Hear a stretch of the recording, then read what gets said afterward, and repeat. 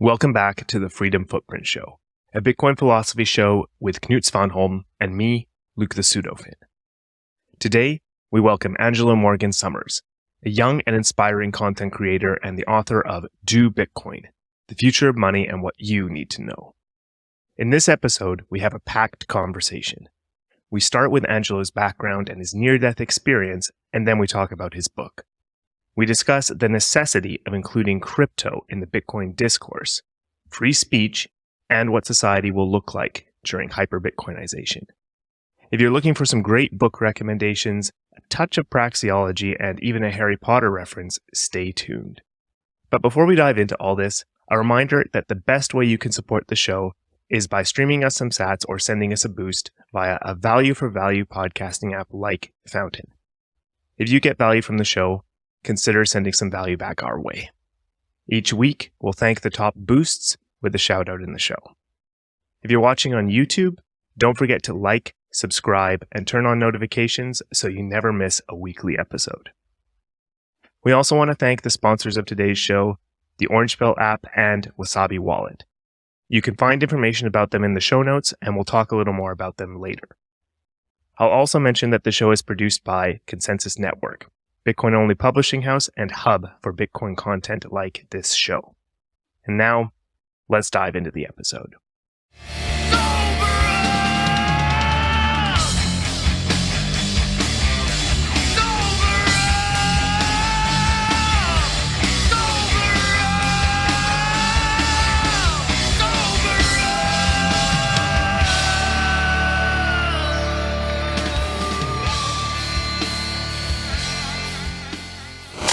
Welcome, Angelo Morgan-Somers. It's good to be here, guys. Thank you. Thanks for coming. So you wrote a book called Do Bitcoin, which seems to be a part of a series of do things books. So tell us a bit more about that and about your book in particular. Yeah, so you're right. It's the Do series. So the publishers the Do lectures who do like TED Talks type events.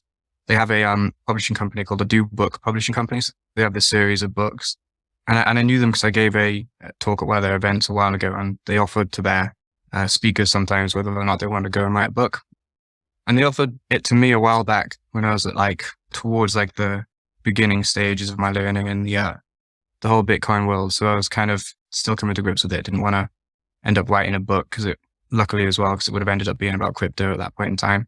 I wasn't confident enough in my understanding. But yeah, a couple of years ago in 2021, I was like, hey, is that book offer from a few years ago still on the line? If it is, I'd love to give it a crack, and it'll give me an opportunity to try and sort of formulate my thoughts and opinions into a structured premise to conclusion fashion.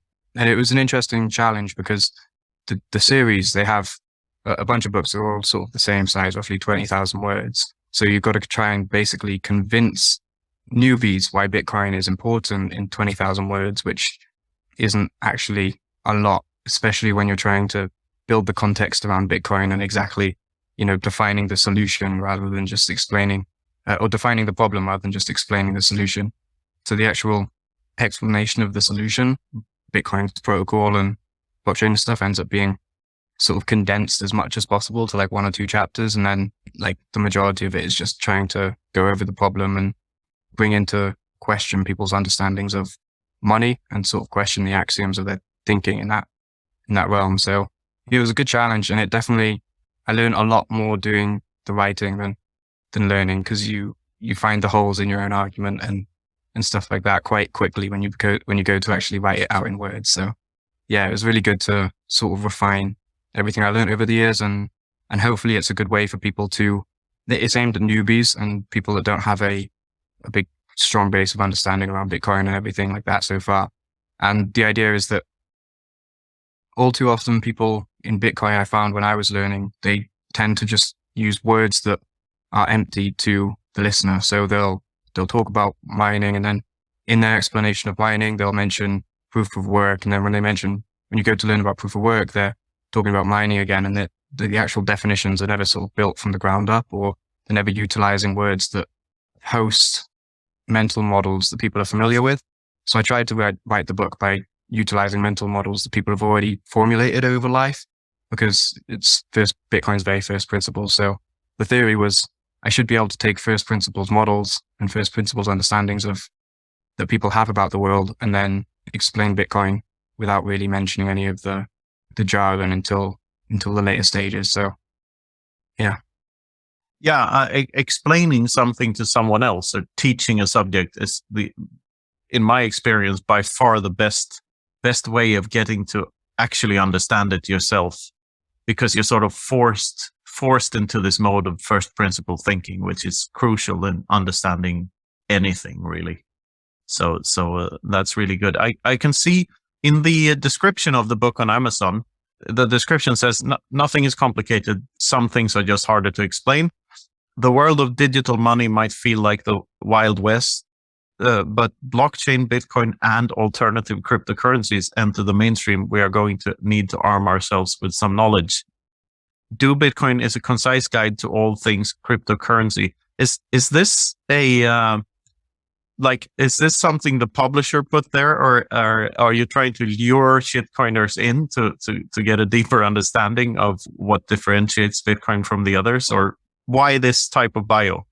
Yeah, that was written by the publishers. I think that is them trying to lure in cryptocurrency people. I don't think they have a full understanding. I had to sort of dig my heels in a little bit to try and, change some of the wording around. But I mean, at the end of the day, there's a lot of people that when you are aiming a book like that at newbies, unfortunately, at this point in time, that's where the majority of their attention gets misdirected in the beginning stages.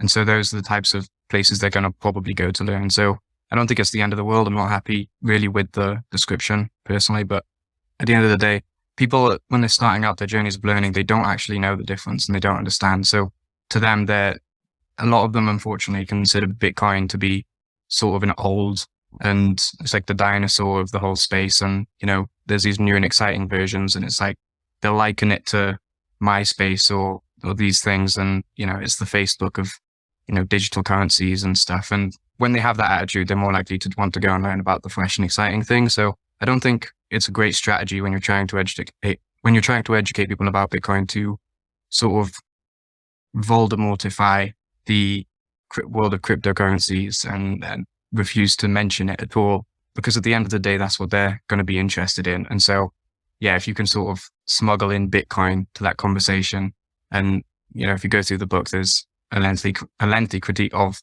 cryptocurrencies in it and trying to explain to them why, but I don't think it's probably a very fruitful approach to try and say from the beginning, all the other cryptocurrencies are shitcoins, and refuse to sort of acknowledge their existence to, the beginner, because they're just not going to get it. And that'll probably be perceived to them as you'll be betraying yourself in the exact type of way they expect to see you, which is if they've considered Bitcoin to be the old version of all of the cryptocurrencies and the new ones are more exciting and stuff like that, and you try to teach them about Bitcoin, but the way that you do it is by saying Bitcoin is the only one and cryptocurrencies, they don't even exist, but they're like sort of Voldemortified, then I think the people that go to listen to you are going to hear exactly what they expect from you, which is somebody that's dismissive. But in actual case, Bitcoiners aren't dismissive at all. They've taken on a lot of information and passed through it to the best of their ability for a long time before they arrive at their conclusions most of the time. And so I think, it's probably quite important if we're trying to emphasize the difference between the two to not Voldemortify. I love that word. I'm going to shamelessly steal it and use it in one of my books. So Voldemortify is, that's the word of the day. Definitely. Nice. Yeah, I get your point. We had a discussion about this yesterday during that Spaces, which was interesting because there's this guy trying to get me on to one of the crypto podcasts, and I try to in picking and choosing on where to focus your time and energy.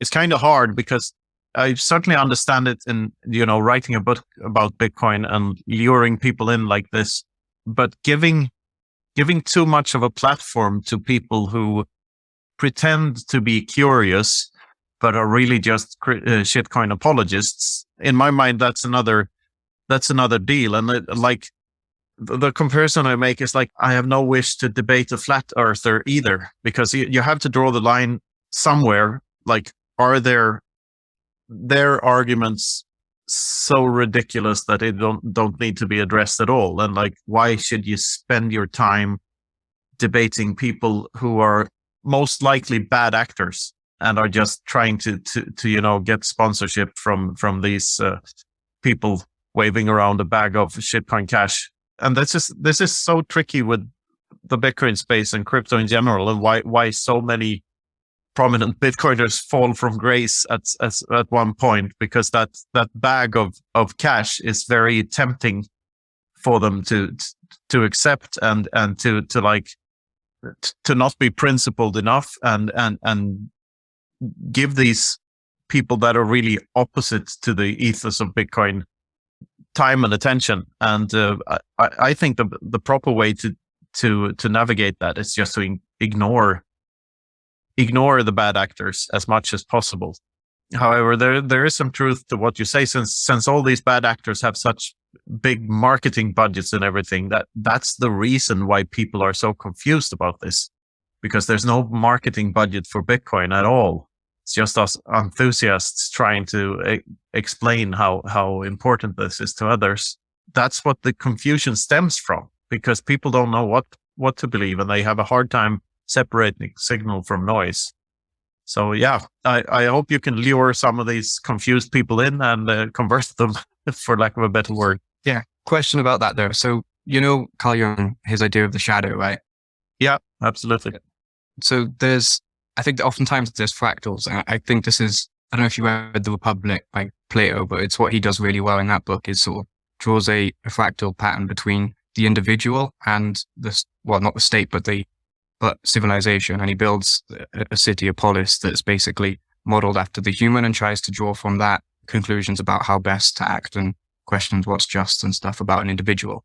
And so I believe that there is oftentimes fractal patterns in that sense between how humans and how the individual works, because, individual meaning like individual, can't divide, is kind of a statement about the soul. But if you think about it from biology, we are very divisible. We are like made up of trillions of cells, correct? So if we are essentially a community or a network of cells that are operating to produce the effect of an individual, then humans, billions of humans working across the globe, I think will create an effect similar to that, and to say on the bigger scale. And I think when you have ideas, the idea of the shadow is like, people often see it as like the good version of you and the bad version of you, but it's actually that if you neglect or repress certain aspects of yourself, Jung said that they're formulated in the subconscious, and if you refuse to pay them attention, they will essentially become autonomous actors with their own desires and their own intentions, and they will sabotage,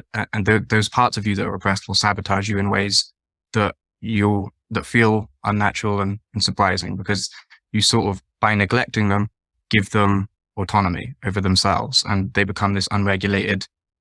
When you refuse to shine the light on them, they lose that regulation from you, and they stop being subordinate to you or to the persona. And I think the same happens with ideas on a civilizational scale. This is why, free speech is such a big part of the conversation today, is that if you push ideas underneath the rug, they'll probably just grow, and you actually you stop being able to regulate that which you can't see.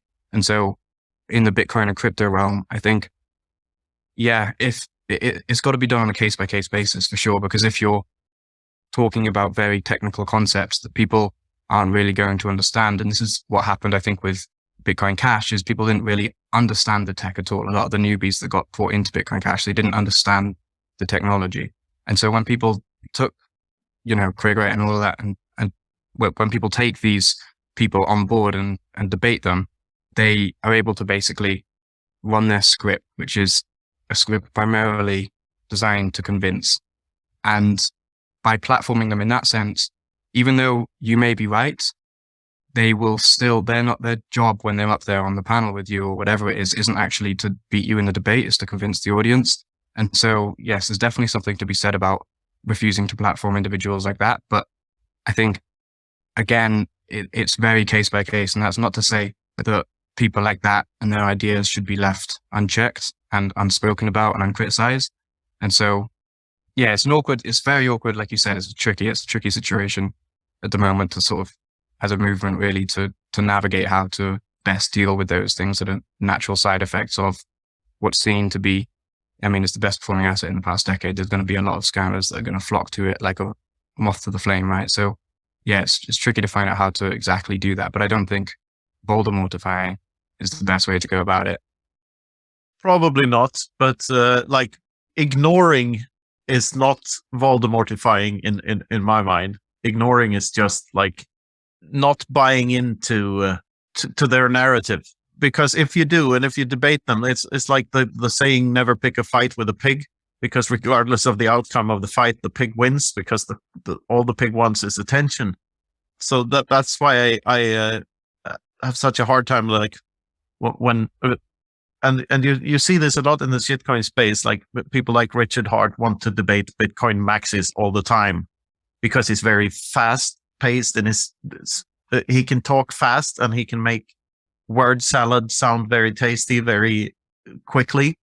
And some of the people that debate him aren't able to do that at the same speed as him, but that doesn't make him more legit. Like, so just avoiding giving these people attention is probably a better way, because you're just going to lure people into something that they're going to regret in the future.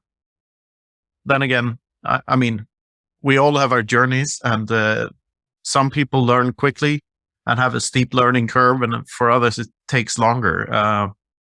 I just have a problem with giving shitcoiners a platform, because their behavior is so immoral in my mind, and so they're deliberately confusing people about the greatest thing we've discovered since like the wheel, and therefore that type of behavior is so repulsive. I really detest it. So that's why I very seldom talk to crypto people. It's the Louis Vuitton tracksuits that make Richard Hart legit. But Yeah. Angelo, can you give us a little bit more about your background, how you got into Bitcoin, and maybe a little bit about just yourself generally? I guess I got into Bitcoin quite young. I was 13 when I first found out about it. It was just off the back of a decision to leave school. So yeah, I was quite into parkour and stuff as a sort of escape from life back when I was in school, because I really wasn't very suited to the blanket solution that they had defined for education, which is, state education. And I really despised it. I just found I'll go from the beginning. So I was always repulsed essentially by the experience of going to the traditional education, because I didn't feel like I was learning much that was useful. And I thought I understood the purpose of a state education institution, which was to educate. But then when you ask questions that are outside of what they expect you to ask, or you ask questions about why exactly you're learning about what you're learning, and you get punished for those questions, it really makes you question again, am I there to learn? Because, I think questioning is the predicate of learning. It's what precedes learning in all cases. You first have to ask a question before you can learn an answer. And so when questioning is so heavily frowned upon, it doesn't seem like the actual purpose of that place is to learn. So I found it quite confusing for a long time. I then ended up having a pretty bad accident at a parkour competition where I fucked up my spleen really badly. And that sort of brought mortality quite close to the nose.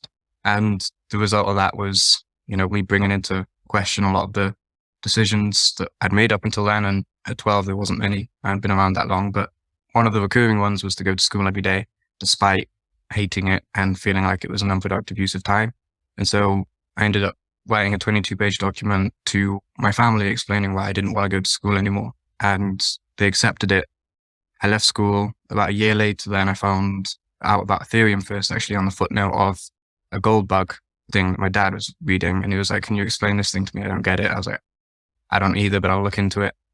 That led me on to Bitcoin, and then so commenced the rabbit hole, I guess, at quite young. And I've basically been doing that since. I've had two interests since then. It's just been Bitcoin and filmmaking, and have oscillated between the two since then. And now I've sort of combined them. I'm going to start making Bitcoin videos and trying to make some really good Bitcoin content for the internet, because it's lacking some in the educational space, I think.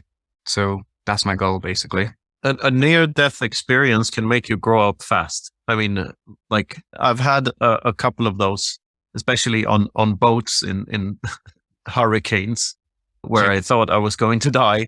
And it is a very big wake-up call. And you realize that regardless of where you are in life, your time is limited. But your time on this earth is limited. It's scarce, and therefore it's valuable, and you need to do something with it. Yeah, you sort of get slapped out of whatever you've been lulled into. Yeah, I can totally relate to that. And I mean, I don't know. I hope you're physically that you physically recovered from all of that at this point. But still, I think having such an experience can propel you forward like few other things can. So it's very interesting. You often hear people that have experiences like that say it was the best thing that happened to them, which sounds very weird for listening to it, but it's true. It shakes up a lot of things in your psyche, and when you shake things up in your psyche, they tend to fall back in a slightly different place, and it gets rid of all the bubbles and the empty bits that weren't sort of filled or looked at entirely beforehand. And it's a framing thing as well, because when you bring mortality to the nose, it's no longer a distant concept that may or may not happen at some point in the future. It becomes a state that you're currently in. And that's true not just when you're having the accident, but you realize that's actually always been the case. You've always been in a state of mortality, and mortality isn't something that might happen later down the line. And so realizing that can dwarf a lot of the worries and concerns that you had prior to that, because it provides you, one thing it definitely does, provide you with a new perspective on the majority of the problems that you face, I think. I can tell from the way you speak that you write well, like just from what words you pick. It's beautiful. And fascinating story, and a really cool thing that you decided to do that at such an early age. Definitely. So when you wrote this book, have you read a lot of other Bitcoin authors and like other Bitcoin books, or like, because you started writing this in 2021, you said? So what was your journey before that? So before that, it was so there was the content, which I think of as Bitcoin, how does it work? And then the context of Bitcoin, why do we need it? And the context stuff I primarily learned from the internet, as well as a few books just about just general things like, Sapiens and just all of that sort of preliminary stuff that is just zooming out a bit and looking at the bigger picture of things. And then in terms of politics and economics, I went through this series of books called the Uncle Eric series, which I'd really recommend anybody look at. The what series? The Uncle Eric. Uncle Eric? Yeah. It's by a guy, Richard Maybury. But so they were really good, and they helped me get a basic understanding of economics and politics and how they work together. So that sort of gave me the fundamentals. And then when I came to the current system, it was just mainly learning from online. Actually, how Bitcoin worked, it was literally just Mastering Bitcoin by Antonopoulos. So I went through that for a while. It took me some time, but so that was the majority of it. The rest of it was online. There was a couple Bitcoin related books that I went through, like Twisby's book as well, the Bitcoin, the Future of Money. Oh yeah, Dominic's book. Yeah. So I went through that, but most of my learning was online.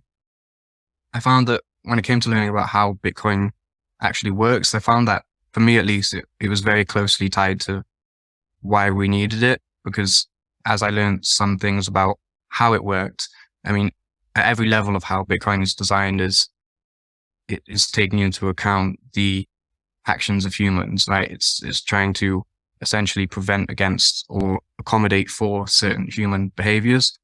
And when you learn about how it works, that I think you draw conclusions then from that about what exactly it is trying to achieve as a project in total. So I found Mastering Bitcoin was actually very helpful in both the technical side of it, but also like for understanding what it was actually trying to do.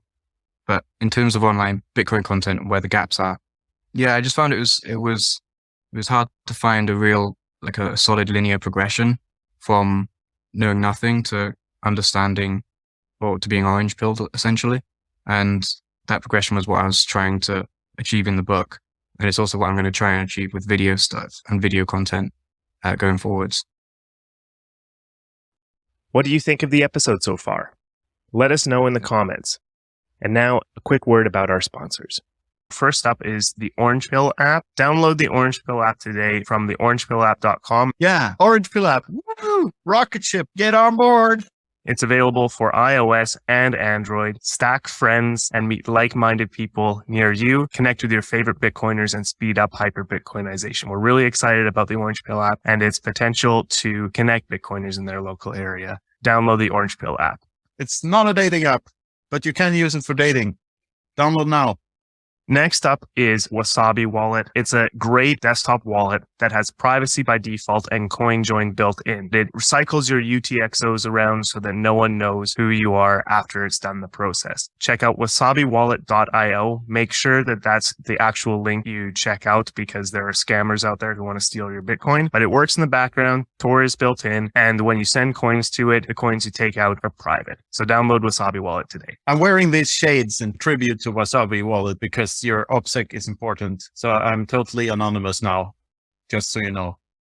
Nice. Yeah, you touched on human action there. Did you deep dive into praxeology yet? Because like that's something you will do eventually if you're interested in Bitcoin, I think. And I can really recommend that, falling down that rabbit hole and reading Mises and Rothbard and Hoppe and all of that, because it's very enlightening and it makes you see the world in a different light. Yeah, that's next on my list. I've started on Anatomy of a State. I don't think you mentioned Rothbard there, did you? Yeah, Anatomy of the State is a great first book to pick up in praxeology. The writing style of Rothbard is pretty harsh, so if you don't know what you're getting into, you might be scared by the words he uses, because he views the state as the enemy. Like there's nothing good about it, but he has a very concise way of explaining why. So yeah, recommend everything written by him, especially a book called The Ethics of Liberty. That was a real eye-opener. It made me change my mind on freedom of speech, because he points out the problem with fighting for freedom of speech and the question that freedom of speech proponents forget to ask themselves is freedom of speech where? And then you realize that freedom of speech is only important in a public space. And in a just world, there wouldn't be a public space anywhere. Everything would be privately owned. So if you have absolute property rights, there's no reason to have any freedom of speech laws, because you get to decide who gets to say what on your property. And if you're a freedom of speech proponent, and if you believe in freedom of thought and freedom of expression, and that is a good thing, you can just allow people to say whatever they want on your property. And that includes an internet platform like Twitter or Facebook. We think that those are privately owned entities, but that's not entirely true, because there is political pressure on them to censor some stuff. When a company gets that big, it inevitably gets influenced by whatever the state and the government tells them to do. So the large corporations and the governments are working together, and depending on who you ask, what one is taking over the other. It's either you have the narrative from the left that the corporations are buying the politicians, and you have the narrative from the right that the government is taking over the big corporations. And I believe the truth is somewhere in between those. You can't separate one from the other. What they're doing is that they're creating artificial monopolies that wouldn't exist in a world where everything was voluntary and nothing was coerced. Praxeology, deep diving into that, gives you a very clear view of why this happens and how we should have done things. And basically, the conclusion is, if everything's consensual and voluntary, then you don't have these problems, and monopolies cannot be formed.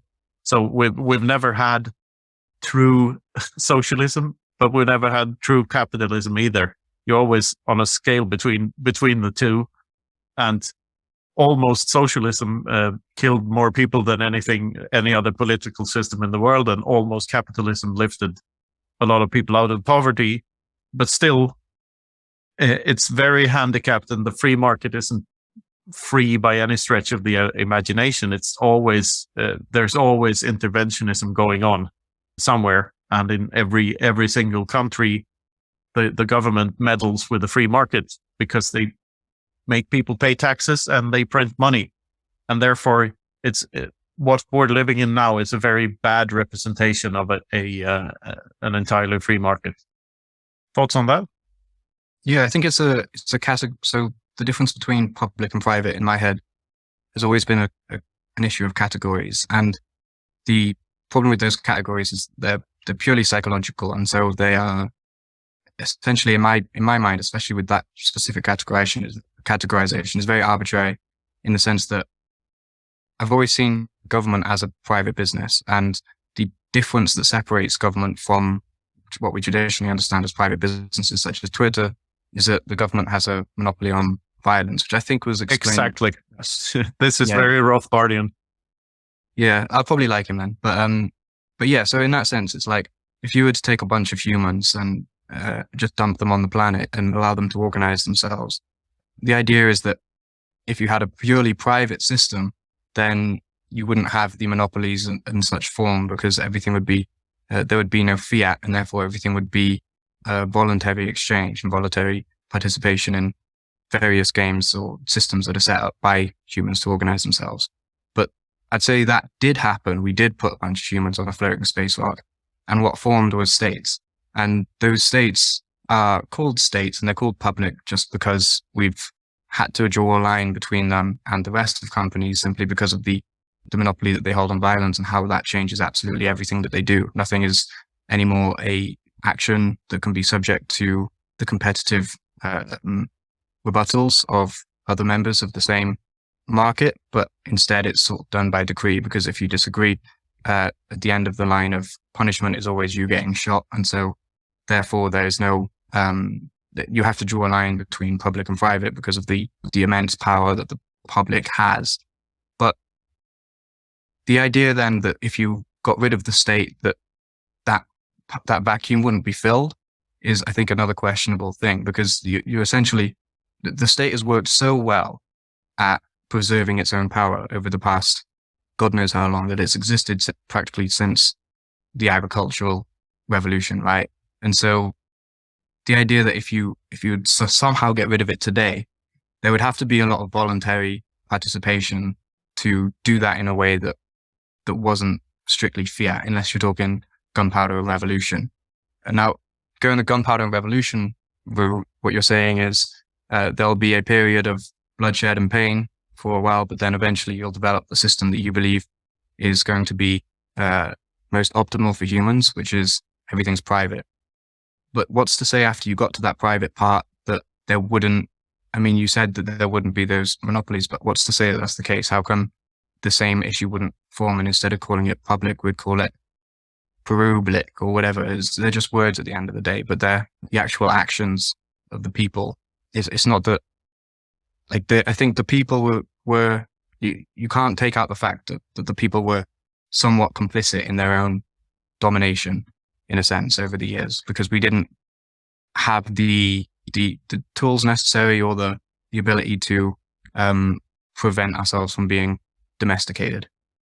No, and I totally agree with that. And I think there, up until Bitcoin at least, there was no tool to sort of enforce is the wrong word, but for forming societies based upon absolute property rights. But I think I think it's true what you say. Eventually, some entity will capture and, monopolize violence, and therefore they can set the rules for everyone else, and they can come up with all sorts of charades to arguably, like, to defend their existence, like democracy or whatever they choose to call it. But I think Bitcoin changes the dynamics of violence in a way that hasn't been done before, because it makes theft and coercion a lot less profitable. So if I point a gun to your head, I make this point all the time, but if I point a gun to your head and tell you, give me all your Bitcoins, you can choose to give me a fraction of your Bitcoins, and I have no way of knowing if you gave me all your Bitcoins or just a fraction of them, which changes everything. Because if this is the case, which it now is, because you cannot know how much another person owns, there's just no way of knowing. It makes more sense for you to provide me with something of value back than to threaten me. The reward, possible reward for you, is so much bigger if you interact with me peacefully and voluntarily than if you try to threaten me and coerce me into giving something up. So I think that's what Bitcoin changes. It changes the dynamic and the profitability of violent behavior on every level of society, which is one of the aspects I find absolutely the most powerful aspect of this. It will take a couple of generations probably, but it will force government to engage in catalactic competition. That is, the good sense of competition. And monopolies, if you look at what the origins of the word monopoly, it's a Greek word like monopolies, like it stems from the monopoly of violence, basically. Like you have a mono city where someone rules over others, and if on a free market on a totally free market that couldn't happen, because there's always an opportunity for another entrepreneur to come in and create the same a similar product or a similar service and sell it at a better price. And the monopolist cannot just raise prices indefinitely because the consumer decides on whether to buy the product or not. So you have this good form of competition, but so far historically we've never had that. We've never seen that. We've seen more or less of it, but never to an absolute. So I think that's what Bitcoin does. It enables us to get closer to this world that the Austrian School of Economics describes as being like an optimal way of running a human society on a voluntary basis. So it's not like, yes, what you say is true. We drop a bunch of humans on a planet and they start fighting for scarce resources, and they can either do that by violent means or voluntary means. And some will choose the former, some will choose the latter. But in the end, the guy with the biggest gun wins. That's what history has shown. But I now think we have a paradigm shift as big as as gunpowder, because after gunpowder, the guy with the biggest muscles didn't win, but the guy with the most cunning brain did, because they could shoot the guy with the biggest muscles. But what Bitcoin is not a weapon, but rather a shield. So it's sort of like the knight's armor, which made the knight impervious to knights could come and pillage a village, and there was nothing the people in the village could do about it, because they could try to fight him with pointed sticks, but it didn't matter because he had this armor. That is until gunpowder was invented. But now we have Bitcoin, which is like the ultimate armor, because it's an intellectual armor. It makes you, like I said, it makes theft less profitable. So it's a virtual armor and like indirect meta type of armor. And I think it will change the dynamics of violence and therefore the course of humanity. Perhaps it is just a definitional thing as well, but I saw a lot going on Twitter recently about people sort of annoyed at this framing of Bitcoin as a weapon or something in terms of violence. And you mentioned there that it's more of a shield, but the funny thing is about that is that even if it is just a shield can't help but be a weapon, because if you are a shield, essentially you are wasting the opponent's resources because by blocking them from being able to hurt you, you're also wasting their resources. And just like how if you follow the line of Fiat decree down to its final endpoint of being a gun, the final endpoint of wasting another's resources is them starving to death. So I think there's no escape from the inherent violence in the system. It's sort of embedded in the actual formulation of planet Earth.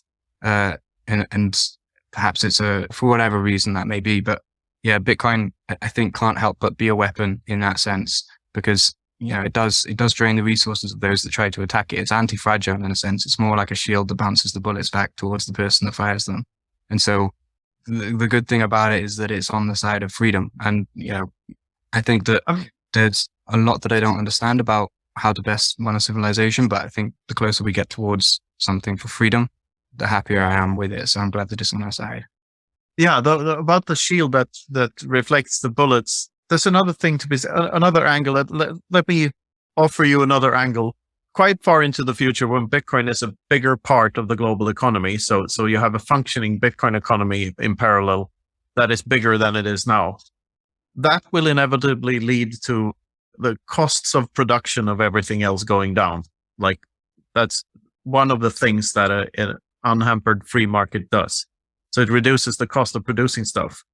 And this will lower the prices of every other good and service, just like the handicapped free market does now for electronics, for instance, which have been dropping in price for a long time. If we can have that effect just to some extent, then even the people that are reluctant to adopt Bitcoin and choose to say no coiners, their lives become easier too, because prices drop for them too. Even prices denominated in fiat currency will drop because of the lowered cost of production for everything. So I think it's true to a sense now that Bitcoin is a shield that reflects bullets, but in the long run, I think it's beneficial even to no coiners. Thoughts on that? Yeah, so there's the line in the book where I said, Bitcoin is a riverbank to those for whom the tide isn't kind. And what I was trying to get at is that, it's like it's a solid thing. It's not. I love that sentence. I just have to say that. I love that poetic way of putting, love your words. Thank you. Cheers. I appreciate that. But I think what I was trying to get at there is that it's not trying to send you back upstream if the tide's not going in your way. It's literally just a solid. And at any point downstream, it's there always. And you can always go onto it. And it's a sturdy, stable thing. It's not trying to send you back any other way. You're not fighting the stream. You're just opting out of it. And so for sure, that's the case, like you said right now. But in your example, you said, if we go to a Bitcoin standard, I believe you said, then at that point, everything becomes cheaper in terms of cost of production. And so the people that stayed on a fiat standard, they benefit too. But if they stay no coiners during the transition to a Bitcoin standard, they don't come out of that unscathed, because the value of money, which is a product, is the market decides that the product that person is using, the fiat currencies, is no longer satisfactory and that we want Bitcoin instead. And that transition will fuck the supply and demand of fiat so much that... Yeah, but what I'm saying is in relative terms that the prices of everything else may drop even more than the fiat currencies. I know that they're doing their best to not make this happen by printing more money, but it may still be the case that, as was the case, the best example of this I have is electronics. Like, despite all the money printing and the artificial production of money, the price of data storage has been going down rapidly for decades. So there's a deflation going on there, and it's still functioning very well, and they still get cheaper. The cost of production of a gigabyte keeps on dropping. So that's why I'm saying I'm not entirely sure that. Then again, as I point out in my book, like typing the word dollar is more costly than printing a new dollar, because if you type the word dollar, you have to press 6 keys, DOLLAR, and if you print more money, you just have to press enter. So that's and things that are without cost, with no production cost, tend to trend to zero over time.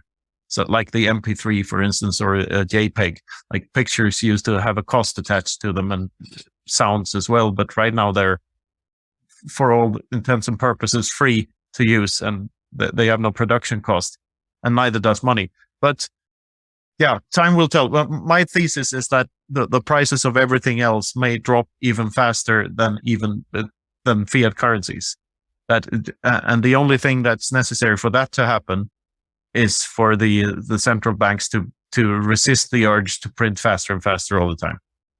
That's not the way we're going at the moment, but that might be true.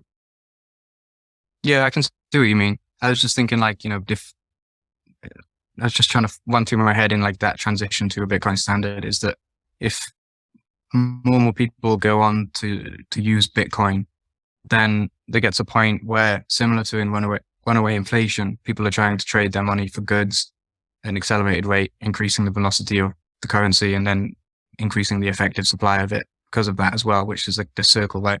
The same thing could happen with Bitcoin, where it goes up so much that as we're moving towards what is resembling more and more a Bitcoin standard, the fiat currencies that used to serve that purpose will inevitably be flooding to be out of people's hands, and people want to exchange it for Bitcoin.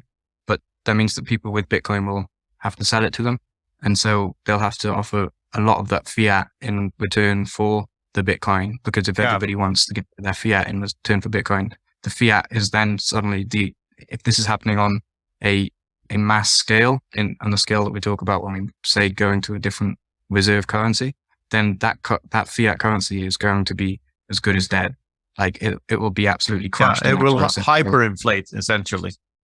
Yeah, exactly. So there's no way, I think, to make such a, like, in the closing bit of the book, I say that that basically this is the whole thesis of the book as well, is that money is like the fabric of human cooperation, and Bitcoin is changing it, which is, I think, a good way of explaining the magnitude of that, because cooperation is the basis upon which our entire civilization is built. Without it, we're dead, right? We don't have the physical bodies to defend ourselves. The reason we did survive so well is because, our brains developed in such a way that allowed us to communicate in complex language and make abstractions across time, which allows us to cooperate and plan and organize on large scales, and thus far. So if you are changing what is the fabric of that, which is money in terms of trade. So I heard somebody say that the language is how you communicate intention, and then value is how we communicate action. And so if you have the money aspect of that, which is how we communicate value about actions, when you've actually produced something, it's an actionable thing. When you say you're going to produce something, it's an intention. And so if you are changing the actual fabric of the human action, then you're not going to see, I think, that change take place without casualties. And, it's something to be thought about if we are like full steam ahead, which we should be, about like, this is the way that we need to organize the world, then we need to probably think about how to do it in the most casualty free way as well as possible as well. But unfortunately, I think beggars can't be choosers in a sense, and we've got to pick our fights, because, there's still the chance that it doesn't pull off, which is a very scary prospect and a scary idea of the future. So I think first and foremost, it's like, make it work. And then at the same time, there's not to be arrogant as well in our underestimation of the violence that will be necessary in order to, and when I say violence, I don't mean fiat or force. I mean just, I see violence as more like volatility, just like extreme ups, extreme downs. It's civil unrest, basically. Yes. I guess. Yeah. Yeah, there will be some of that. Yeah, the conversation is fascinating about the what the transition will look like, and I try to have an optimistic view about it, because I see Bitcoin as a violence remover. Therefore, I hear many other Bitcoiners say that they would prefer a slow transition rather than a fast one, but I'm not entirely sure that I agree, because Bitcoin is the removal of violence. So what these people live out that is that, you might have fewer riots and so on and so forth, but you're living in a violent system at the moment. You're exposed to violence all the time. Every time you use a fiat currency, you're stealing from your kids without their consent. So you're already in a violent world where violence is prevalent and exists everywhere. It's just that you don't see it firsthand. So in that sense, I hope for a fast transition to the Bitcoin system, because it is removing violence. That's what Bitcoin is. It's taking away the violence aspect of every voluntary interaction with other people, which is the same thing as every trade between people. A voluntary interaction is a trade. we're trading right now. We're trading information voluntarily. Fiat you're 100% correct about the removal of violence, which I think it would be hard for people that haven't gone down the rabbit hole so deep to understand what exactly is meant by that. But like, violence isn't just like, at its most fundamental sense as well, not just talking about, the specifics of the petrodollar system and all of that, but just thinking on an abstract level, what is Bitcoin? It's opt-in. What is Fiat? It's by decree. And by decree, if I say you must do this, then that is an act of violence, because essentially if you don't commit any physical harm against me, or if I don't commit any physical harm against you, essentially I'm threatening to do so if you don't agree or conform. So, it's at its most fundamental sense is a rebellion against Fiat, because there is nothing about Bitcoin that is decree in any sense at every level of analysis, from the code to the community to the participation to the use of it and how you use it. It is 100% and entirely voluntary from the ground up. And if you had the world operating on a system like that, then I think the cascading effects of that are incalculable. Like, you can't exactly explain how that manifests itself through things, but just like, again, with the fractal patterns of like a human and a civilization, like, you could say there's this interesting idea that I had about money. Fiat money is kind of like drugs. If civilization was a fractal pattern of an individual's brain, and the individual people were the neurons, and maybe money was the dopamine, which incentivizes the actions and directs the actions. It's the motivating neurotransmitter. Then Fiat is drugs, because you're flooding the brain with dopamine. And so you flood the whole planet with dopamine, and it acts really quickly, and it gets hyper. It's cracked out on meth, and all of a sudden it's really productive, and you go, great. And it's like, is that productive? Well, sure, yeah, we've just done, look at how much we've achieved over the past X amount of time, I took loads of meth and I dug a massive hole in my backyard. It was like, no one's ever dug a hole so fast. And it's like, do we need that hole? And also, how's the next few days going to look for you? I absolutely love that analogy, because that's exactly what's happening.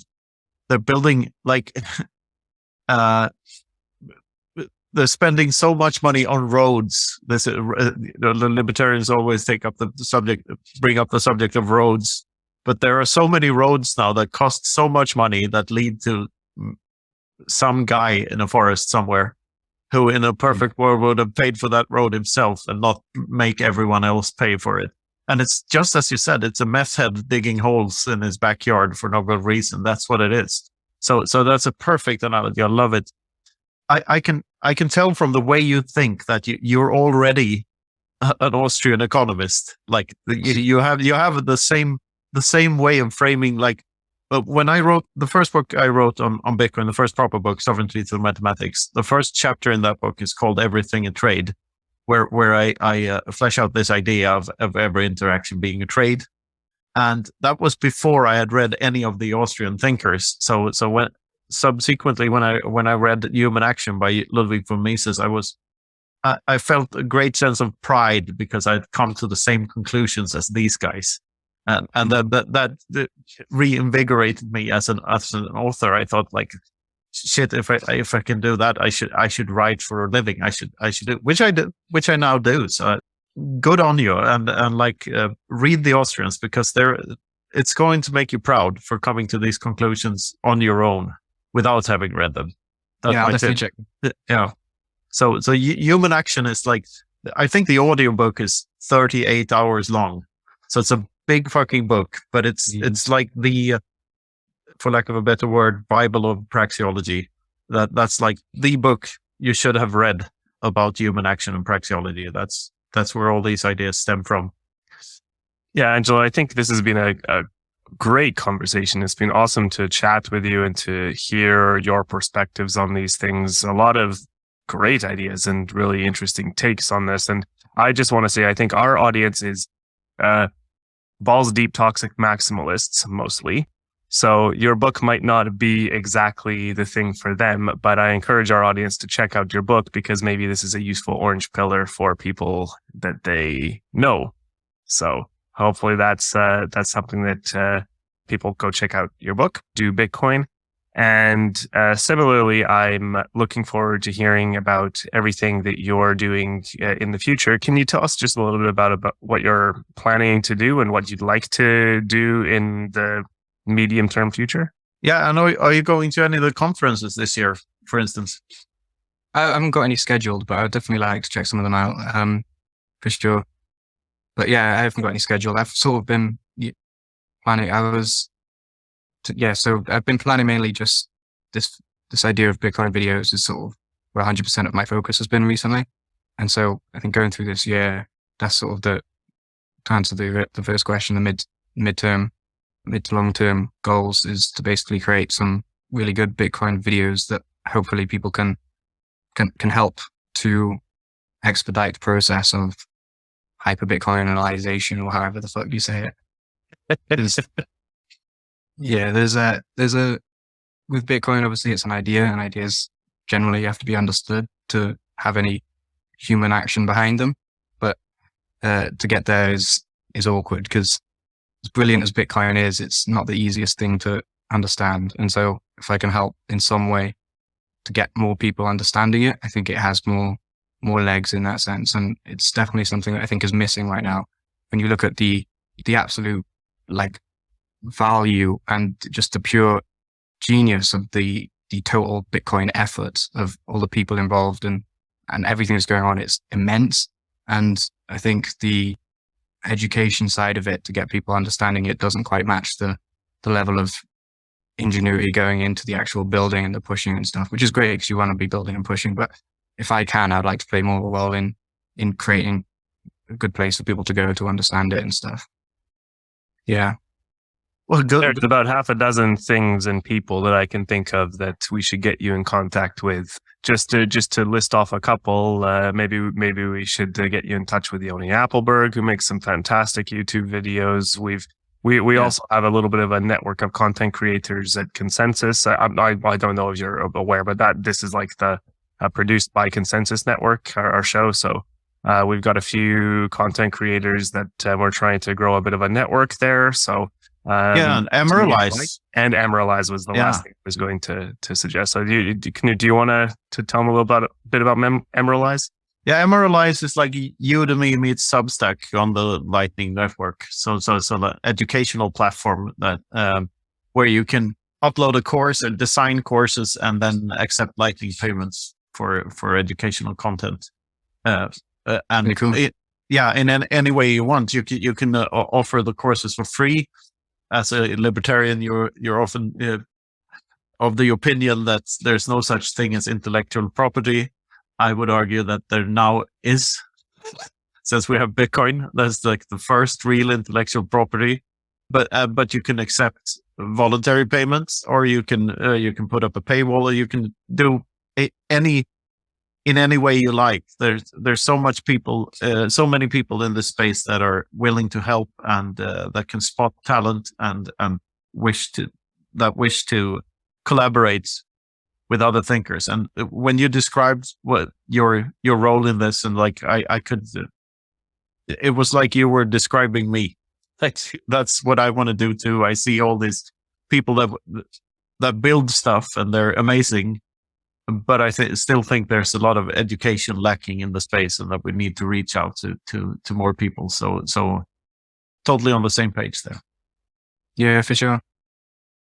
Well, okay. So all I'll just say to end off this little point is let's talk afterwards and see if we can get you connected with some people. Yeah, that'd be really helpful. Thanks, guys. Awesome. Before we wrap up, a quick reminder that the best way to support the show is to stream us some sats or send us a boost via a value for value podcasting app like Fountain. And if you're watching on YouTube, don't forget to like, subscribe, and turn on notifications so you never miss a weekly episode. And now a little bit of information about Consensus Network and what Knut is up to lately. Hey, Luke, can you tell our listeners a bit more about the Consensus Network, the platform that this show is on, and the publishing house that publishes my books? What is the Consensus Network, Luke? Thanks, Knut. The Consensus Network is a Bitcoin-only publisher and translator. In other words, translates Bitcoin books into all sorts of languages. Anyone who's interested in translating a book into their language can get in touch with the Consensus Network to help translate and spread the Bitcoin message throughout the world. We have lots of great examples here. Knut's books are some of the most popular on the site. Check out consensus.network or bitcoinbook.shop to see everything that Consensus has to offer. That's bitcoinbook.shop. Use the affiliate code Footprint for 10% off. Knut, can you tell us about how to get in touch with you and find out more about your stuff and the things that you're involved in these days? Yeah, sure, Luke. So I'm at Knut Svanholm on Twitter. I also have a website, knutsvanholm.com, where you can find all of my books. There's a whole bunch of books. These old two ones, Sovereignty Through Mathematics and Independence Reimagined, are being rehashed into one book that's coming out with a foreword by Prince Philip. I'm also making a wine. I'm not making this wine, but this is a wine bottle with a Bitcoin bee on it that you can sign up for on my website. And you can also find all sorts of Everything Divided merch if you're interested in that. So that's how you support me. I think we're at a pretty natural spot to end this, just in terms of if we take ourselves onto another big topic, I think we'll be here for another hour. And I think maybe that also means that we'll have to have you on again in 6 months. Definitely. Like yeah. I mean, yeah, this was a wonderful conversation, and I think it will leave the listeners and the viewers wanting more. So that's hopefully that's the case. And I'm looking forward to reading your book and talking to you again and seeing you in real life, Angelo. I enjoyed this a lot. It was really good fun. Yeah, we barely scratched the surface as well. So what you said was definitely right. When you get the ball rolling on some of these topics, there's been moments where I've been thinking just there, like when you said about intellectual property, and that got me thinking about property and big. And I was like, nah, I can't, because if we start that, it's just it's going to snowball. Yeah, for sure. Yeah, it'd be good again. Yeah. We'll do the next conversation will be about intellectual property. But thank you very much for coming on, and stay for a while afterwards, and we'll connect you with some people. Can you tell our listeners where they can find you, get in contact, and anything else you'd like to plug or direct them to? Yeah, so you can find me on Twitter at Angelo_Somers. Somers is spelled SOMERS. And then the YouTube channel I'm going to start posting all the Bitcoin content to is called Fast Bitcoins. It's the YouTube channel of the Bitcoin brokerage I work for. So that'll be the sort of hub for that content going forwards. And yeah, that's pretty much it. Yeah. Well, thanks again for a great conversation. This has been the Freedom Footprint Show. Thank you to Angelo Morgan-Somers. Much appreciated, and great to meet you and get to know you a little bit. And thanks for listening. This has been the Freedom Footprint Show. Live long and prosper.